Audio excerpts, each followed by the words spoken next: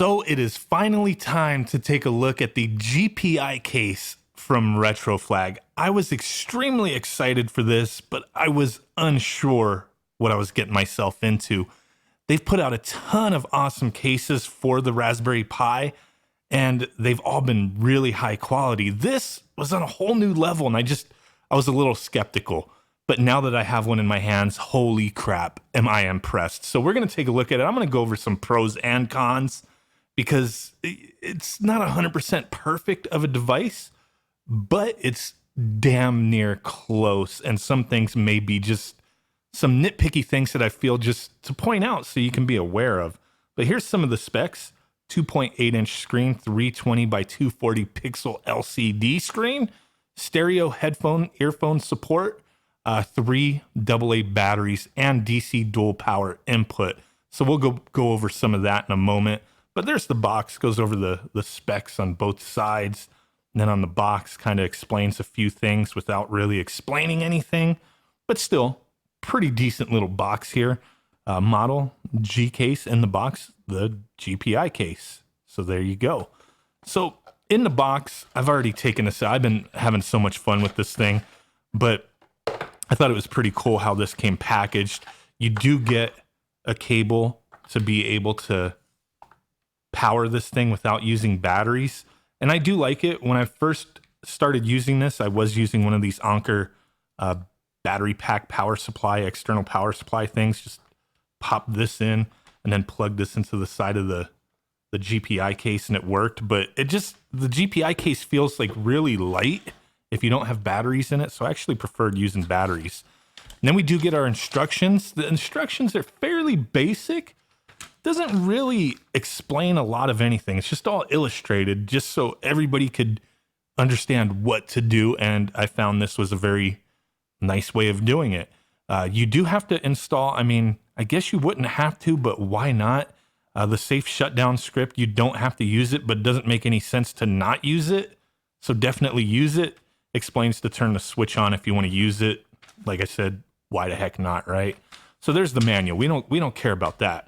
It also came with a bunch of screws and then this really awesome dual-headed screwdriver. Always like the screwdrivers these guys have been giving lately. They've been pretty quality little screwdrivers instead of the little cheap ones that, just are hard to use. They actually give you a decent sized screwdriver. And like I said, double-headed. That's what I'm talking about. So there's that. Who cares about the screwdriver? But you get a screwdriver. It's necessary to put this thing together, right? So let's get this out of the way. So then the other thing you do get is going to be this little cartridge type thing that plugs into the GPi case. And we're going to go over this in a moment. Now, the next thing you get is a cool little Retroflag pouch. And what is inside the actual GPi case? Heck yes. So there she is in all her glory. That's what I'm talking about. I do have a little glass screen protector on there, obviously, because I really dig this. I've been using this a lot, man. It's just amazing. Here's where we put our batteries. Ever since people were always recommending me to use these Eneloop rechargeables, I've been all over these, man. But it does take 3 batteries. Highly recommend using Eneloop. If you're going to do the external battery pack, I would definitely recommend the Anker. I use those for everything. I'll put links in the description for all this stuff. It's usually in my influencers store on Amazon if you want to take a look at the things that I'm using. But there's a little switch, if you could see it, to make sure if you're going to be using the safe shutdown or not. You do have to change that switch. So let's get these batteries back in and then show some footage of this thing, right? Well, actually, before we get to that, let's take a look at how this works. So this little cartridge thing here, the only additional things you're going to need to get this working, I've just taken this, I don't want to take it completely apart, but it does come with this shell with the GPi pins that plug. They don't really plug into the GPi on the Pi Zero or Zero W. They just kind of press onto them and everything just press fits, so it works just fine. But it does have this ribbon cable that plugs into this board that comes with the case that plugs into the USB port on your Pi Zero. Definitely recommend using a Pi Zero W Why the heck would you want to use a Pi Zero? Pi Zero has no wireless connectivity. It'd be a pain in the ass to put this thing, together with your image and your games and whatnot. So definitely recommend, just get a Pi Zero W. Don't build this with a Pi Zero. It does say on the box that you can use a Pi Zero or a Zero W, but don't. Just use a Pi Zero W. That way everything's wireless and you can easily do everything. I'll do a future video showing you some of the scripts that you can add to it and all that stuff.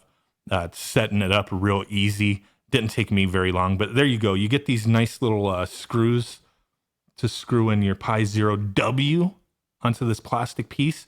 Your SD card goes in there. There's a little rubber, I don't know what kind of plastic that is, but little thing that comes out so you can slide it in or out, change out your builds if you so choose. So there's that. Didn't really want to take that apart. Once you have that Pi Zero popped in there, and the ribbon cable popped into here with the latch locked down, you just kind of place this back in, and you could feel the springiness of the GPIO pins touching the board. And then you kind of line that up, make sure everything's matching. And then you pop this piece back in. I'm going to screw it in real quick.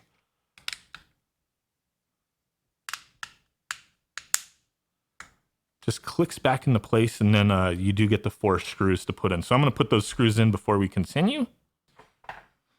So there's that. We have the little cartridge thingy put together, right? And then our micro SD card just pops into here. You kind of pull that out. Put your micro SD in there. See if it'll focus. So there's that. And then when you're ready to go and you have your image put together, just simply pop it in, right? That's all you got to do. And then let's go over the stuff we have here. So we do have our power switch up top. We do have our power port for the included cable there, a contrast wheel on the side, and then a volume dial on the side, and then our A, B, X, Y, select and start, and then our D-pad. The D-pad, it's good, but I do kind of wish it was slightly, like 2% larger, because it has a little bit of wobble. That's like one of my main complaints, is it's not exactly the same size as an original Game Boy. Let me grab a Game Boy to show you that.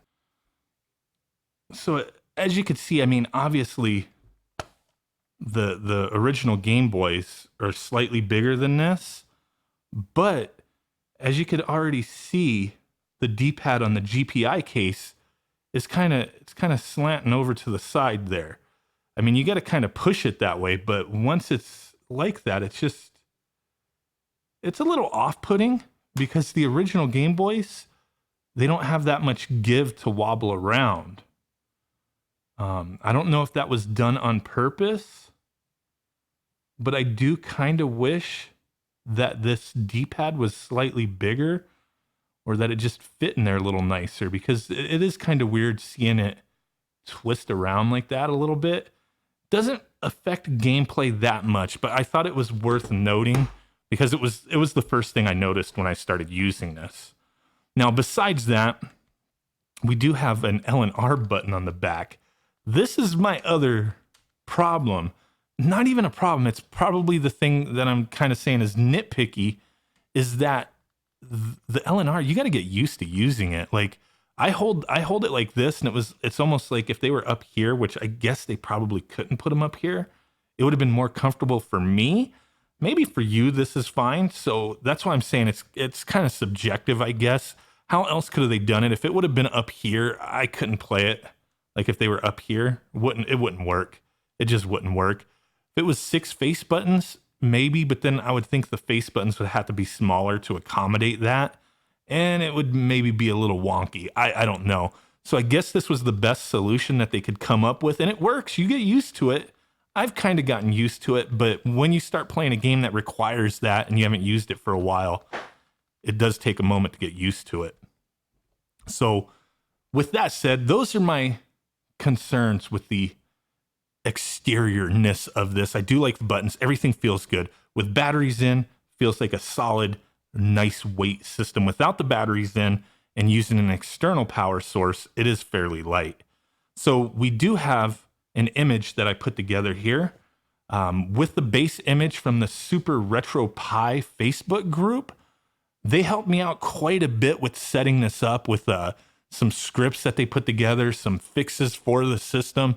No ROMs were supplied, nothing like that. I did do some of my own little tweaks to things on here, but they were very helpful with getting this thing up and running very easily. They have a base image that has all the scripts already in it for the safe shutdown, for the GPi case stuff. Nothing that you really have to do other than adding your games. And that's a little bit of a process, with how this is set up. You're going to probably want to do it over, network through like FileZilla, FTPN, that kind of thing. That's how I did it. And like I said, I'll probably do a quick one in the very near future, kind of showcasing that. But here's the theme that they put together for this. So it does support a lot of systems. Now, using a Pi Zero W, we are limited quite a bit. Pretty much everything I have on here runs flawlessly with one exception. So right now we do have Atari Lynx, Game Gear, Game Boy Color, Sega Master System, Neo Geo working flawlessly. NES, Neo Geo Pocket Color, PC Engine, which just I have TurboGrafx 16 games in there, and Super Nintendo. So Super Nintendo, it's going to be hit and miss. Some things run real slow, some things work perfectly. And yes, you could tweak around with the emulators and all that good stuff. But for me, I didn't really care to have Super Nintendo. I was more interested in the handheld. So let's take a look at a few things real quick. I think Neo Geo is one of the more interesting to see running on this because it runs extremely well. So let's get that going. The volume, with the microphone that I'm using, might have a hard time picking this up. I don't know, but we're going to do our best. I could just tell you that the volume is loud. I have used headphones. You hear that? Beautiful. Beautiful. I have used headphones on this build, and I heard somebody mention that there was they had issues with headphones. I had zero issues. It works perfectly. I was just using some basic headphones with this. The little headphone jack is on the bottom, and the sound was great. Now the Super RetroPie gaming group, they did give me an audio script to deal with the stereo to mono stuff that some people were having issues with on this. I didn't test it prior to installing that script, so I don't know if that was the issue, but I can just say it has worked great using headphones. And just look at that. Look at the screen. The screen is great. I'm looking at this from an angle, and it looks great. The viewing angle is amazing. I could just, I know I'm getting a little bit of a glare on here, but wow, everything is good. Let me show you the contrast real quick. You can tweak with the contrast a little bit. It doesn't really seem like it, it's almost like you're scrolling the wheel and it only has a few different settings, but not a big deal to me. I don't really see wanting to lower it. I might have that bad boy maxed. So let's get into this. A little bit of gameplay here. Show you that this is running and sounding great.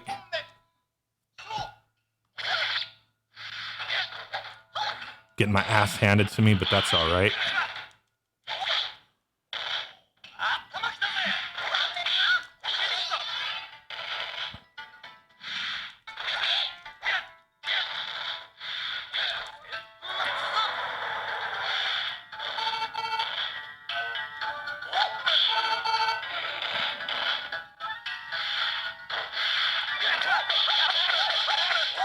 Oh no. See, I feel like if this Dpad wasn't like this, it would be quite a bit better to me. It's a little weird, but it's fine. I'm not even knocking off that many points from this because of the Dpad, but maybe it makes it a little smoother for some people, but I don't know. It it seems a little strange to me. I wonder if maybe there's another D-pad we could put in here. But so far, I have no big issues with that. But let's go ahead and jump out of that and jump into another system. Go to NES.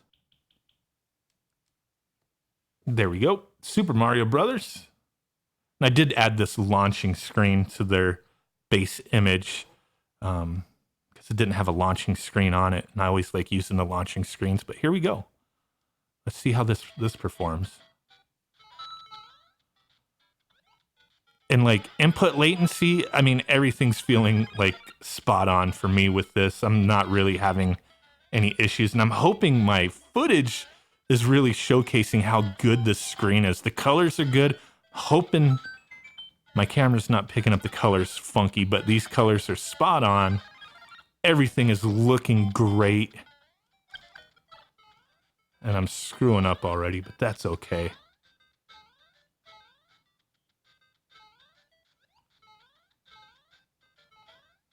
Boom. So let's go ahead and check out another system. Really like this this build with the theme that they have. I added all the artwork and games. Still missing some artwork for a few things, but hey, it is what it is. Let's check out a TurboGrafx game.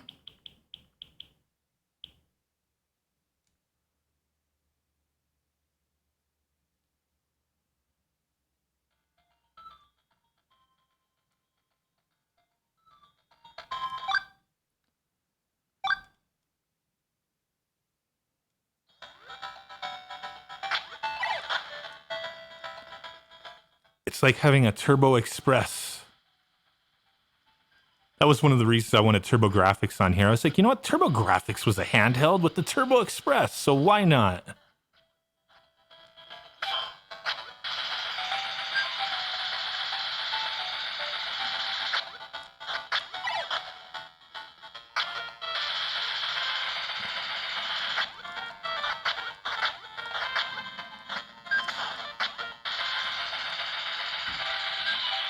So there's that. I'm noticing looking at my viewfinder, I don't know how this is going to come out on the actual video, but like the blues on my viewfinder aren't looking exactly blue, but on the screen here, the colors look exactly as I expect. So just wanted to point that out just in case.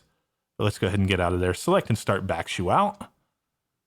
Let's see, Super Nintendo, a lot of stuff plays well that I have tested. Like Star Fox is slow. You're not really going to play Star Fox on here. But I have played like the Super Mario Brothers games and they work just fine. But that's where like the L and R buttons are going to kind of, you're going to have to get used to, you know, in games like Super Mario Kart. You kind of need them. So that's going to be one thing that you're really going to have to pay attention to and seeing if this is going to be worthwhile for you. But let's go ahead and try out Mario Kart.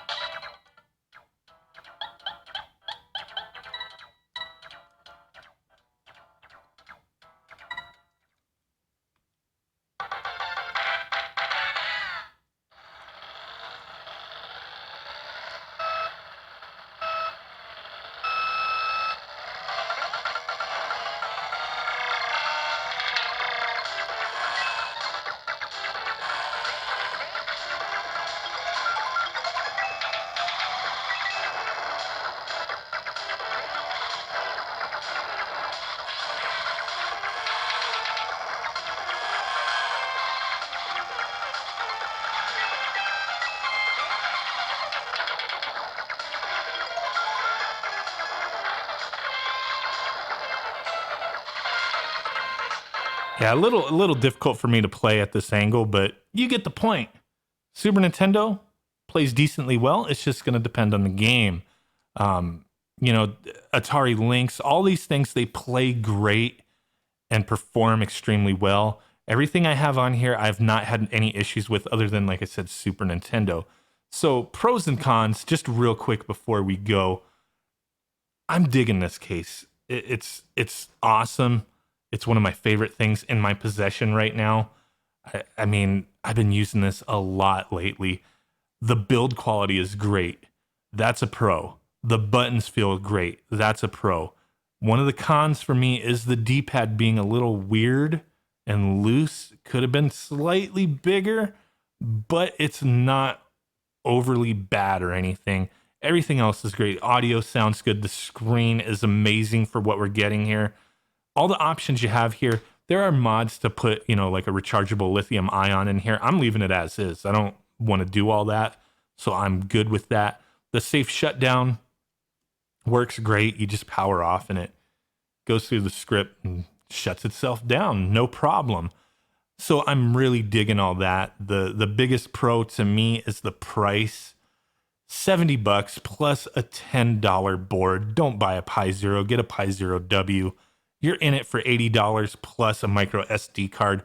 I'm using a 16 gigabyte micro SD card that didn't cost very much. So under $100, you have an awesome little portable that's extremely customizable. And there's not really that many cons. I mean, one con could be the compatibility using a Pi Zero W. You're not going to be getting every single system. It's going to be hit and miss with certain things. Some people have, been able to play PlayStation 1 games, just going to depend, Sega Genesis, all that kind of stuff. But if you're looking for the basics, if you're looking for handheld gaming, playing those old classic portable systems, plus, a few other consoles, Atari stuff works just fine, the NES, Master System, those kind of things, then this is definitely highly recommended. This is what I've been looking for. There's so many things out there using like the Pi 3B Plus or just the Pi 3 that are costing hundreds of dollars and can do tons of stuff. And then they have shitty screens and it just kind of ruins it. Or, Orange Pi builds, stuff like that are just way too expensive. For this being kind of a half DIY thing, because, I mean, it's a full product. You just add the Pi and screw it in and then throw a pre-built build on there or build something yourself and you're good to go. I think the value and the price is amazing. So I'm going to have links to everything that I used, the actual case, the Pi Zero W, my charging brick, all that good stuff if you're interested. So if there's anything else you guys want me to test, I'm going to be working on building this image up and you guys know what's up with that, going back to our roots. So with that said, I really do appreciate you guys. I'm digging this, loving it quite a bit. And I will catch y'all next time. Peace out. Bye-bye. And boom. Bye. Thumbs up.